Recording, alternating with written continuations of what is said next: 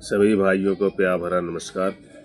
भैया रे आपके महाभारत कुरुक्षेत्र के दो चचेरे भाई समूहों कौरवों और पांडवों के बीच हस्तिनापुर के सिंहासन के लिए हुए संघर्ष की एक महागाथा है, जिसमें धर्म और अधर्म, कर्तव्य और स्वार्थ के बीच जटिल रिश्तों को दर्शाया गया है।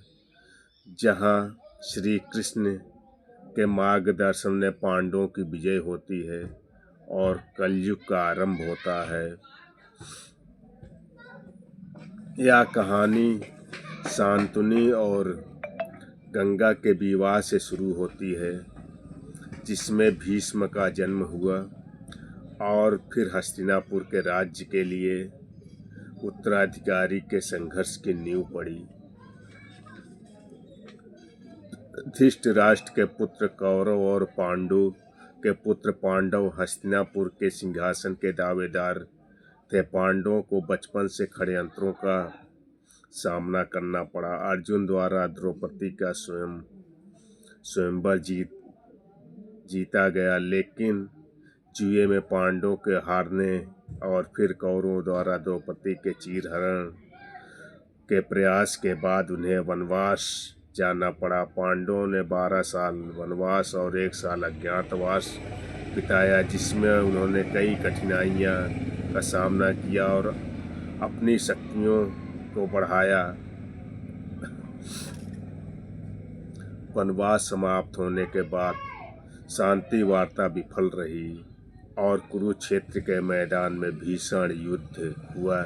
श्री कृष्ण ने अर्जुन के सारथी बनकर गीता को उपदेश दिया।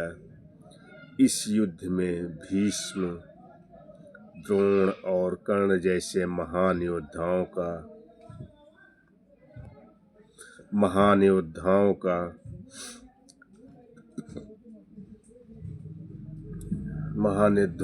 जिसमें महाभारत की कहानी अपने चरम पर पहुंचा।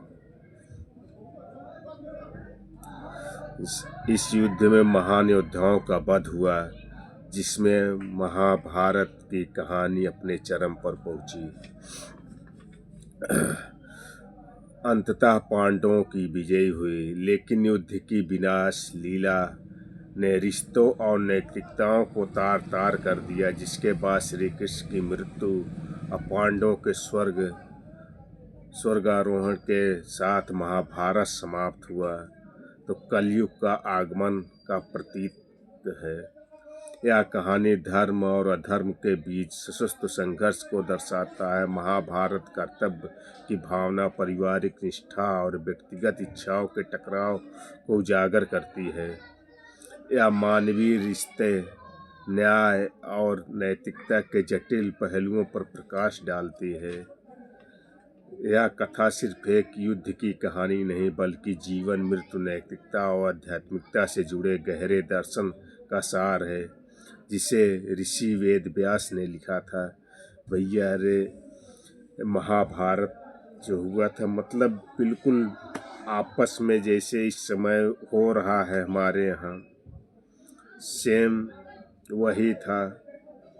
आपस में भाइयों का विवाद, छोटी छोटी चीज़ों का विवाद, छोटी छोटी चीज़ जैसे आज के युग में घर में होता है। छोटी छोटी चीज़ों की जब झगड़ा होती है, घरों में विवाद होता है, तो कहा जाता है क्या महाभारत हो रहा है। तो वही था महाभारत। ये सब चीज़ों से बचना चाहिए।